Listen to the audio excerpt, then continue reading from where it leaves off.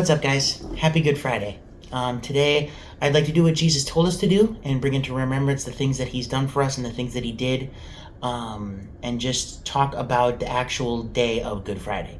One thing that I like to do, I don't know if you guys do this, but I love to skip to the end. I love to skip to the resurrection, the victory, the power over the grave. And not that those are great things, and we're definitely going to do that on Sunday, but I'd like to really talk about what Jesus did for us and the importance of what he did on today. So we are going to read out of Matthew, and then I'm just going to read a few things about today to really help us to deeper understand what Jesus went through. So let's turn to Matthew 27, and we're going to start in verse 20. Meanwhile, the leading priests and the elders persuaded the crowd to ask for Barabbas to be released and for Jesus to be put to death. So the governor asked again, "Which of these two do you want me to release to you?" The crowd shouted, "Barabbas." Pilate responded, "Then what should I do with Jesus who is called the Messiah?" They shouted back, "Crucify him." "Why?" Pilate demanded. "What crime has he committed?" But the mob roared even louder, "Crucify him." Pilate saw that he wasn't getting anywhere and that a riot was developing, so he sent for a bowl of water and washed his hands before the crowd, saying, "I am innocent of this man's blood. The responsibility is yours." And all the people yelled back, "We will take responsibility for his death, we and our children." So Pilate released Barabbas to them. He ordered Jesus flogged with a lead-tipped whip, then turned him over to the Roman soldiers to be crucified. Now we're going to jump to verse 32.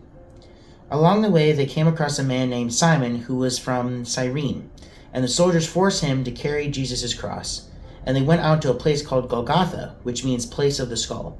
The soldiers gave Jesus wine mixed with bitter gall, but when he had tasted it, he refused to drink it. After they had nailed him to the cross, the soldiers gambled for his clothes by throwing dice. Then they sat around and kept guard as he hung there. A sign was fastened above Jesus' head, announcing the charge against him. It read, "This is Jesus, the King of the Jews." 2 revolutionaries were crucified with him, one on his right and one on his left. The people passing by shouted abuse, shaking their heads in mockery. "Look at you now," they yelled at him. "You said you were going to destroy the temple and rebuild it in 3 days. Well then, if you are the Son of God, save yourself and come down from the cross." The leading priests, the teachers of religious law, and the elders also mocked Jesus. "He saved others," they scoffed, "but he can't save himself. So he is the King of Israel, is he? Let him come down from the cross right now, and we will believe in him. He trusted God, so let God rescue him now if he wants him.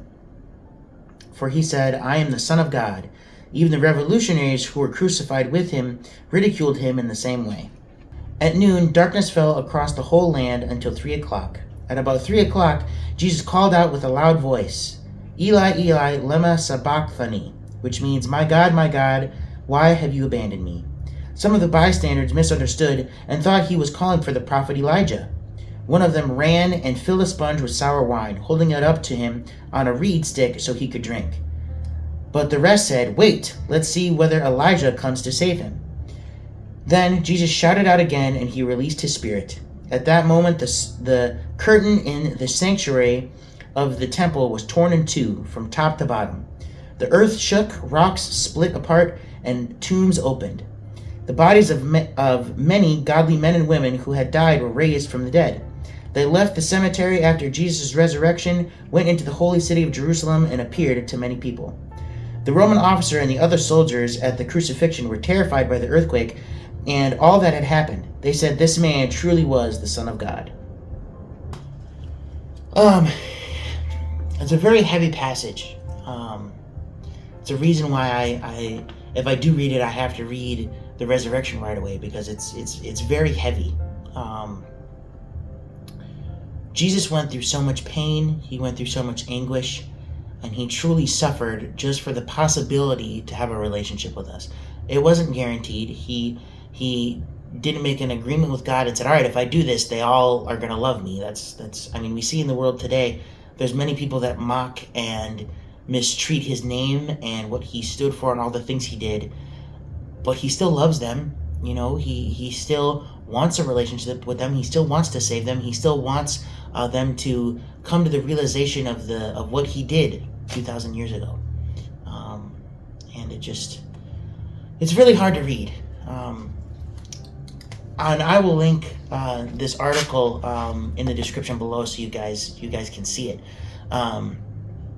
But just wanted to read a few more things that it's kind of in like somebody who did their own research and dug through about the Gospels and the history of the time, just so we can kind of understand it a little bit more. But it says, in the morning Jesus was tried before Roman authorities for the purpose of gaining a death sentence.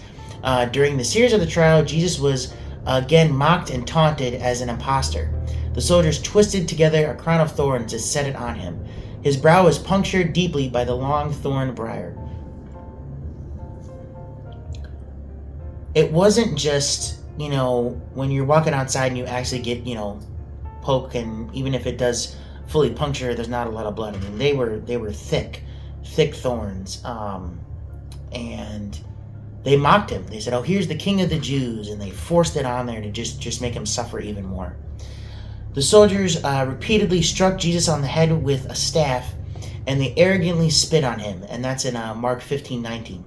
Jesus' face must have been swollen, his eyes blackened, his nose bloodied by the abusive Roman soldiers who were anxious to punish and just torture him. For them, it was fun.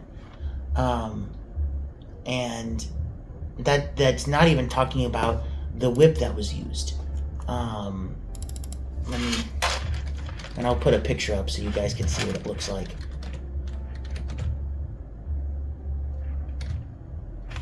Like I said, guys, I know it's a heavy topic, but we have to remember what Jesus did for us. And I truly believe why he was saying, my God, why have you forsaken me?" was because that was for the first time that he knew he was going to be separate from the Father.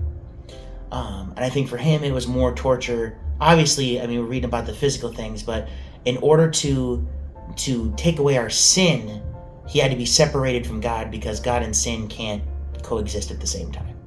So he was more concerned about being away from the Father than the physical things. I'll link this one as well.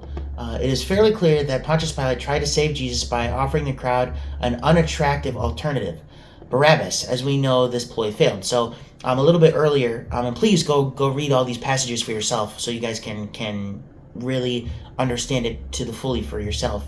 But Barabbas wasn't a good dude, right? And what Pilate would always do is he'd always release one person for the Jewish people. And what he tried to do is pick a really bad guy so that they'd let Jesus go. But no, they just wanted Barabbas. Now he tried another. He had Jesus savagely flogged and then paraded before the crowd in an attempt to gain pity. It was clear to him, and he reasoned it should be clear to the crowd, that this pitiable object before them could not be taken seriously as a king. Scourging was a brutal punishment, but it was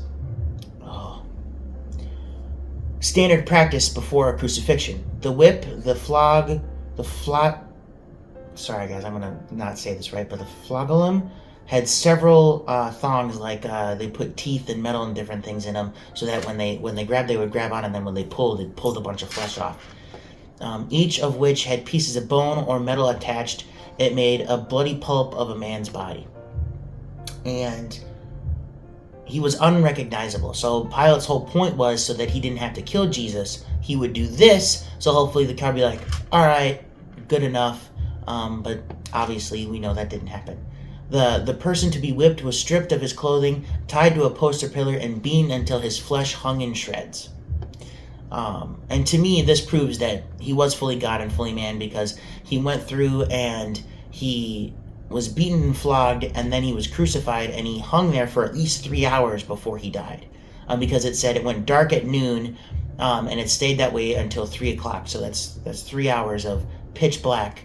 And he was flogged, he was beaten, and then how they hung you on the cross is they put it in the center of your hand and in between your feet, so that you would, all the nerve endings, it was just torture. And then they would hang you there, because if you just hung there, the nails would tear through your hand. So then they tied you there and broke your legs, so that you'd have to go through even more anguish and pain just to be able to lift yourself up to breathe. It just was, oh man. There was no maximum number of strokes. The whipping would go as long as the soldier administering it wished. Men frequently collapsed and died as a result of the flogging. The Jewish historian Josephus says with some pride that he had whipped rebels in Galilee until their entrails showed, so their innards showed. He was mocked.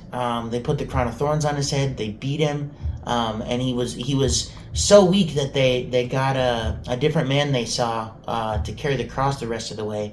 And I think the Passion of the Christ really shows this well, because Jesus didn't just walk alongside of him. He continued, and it was almost like Simon had to carry them both.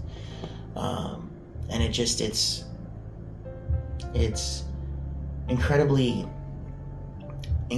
sad, but at the same time I'm so grateful for it, because without this he wouldn't have defeated death, hell, and the grave, and without this we wouldn't get to Easter. But I just want to say, guys, remember, Friday's good because Sunday's coming. Have a great day.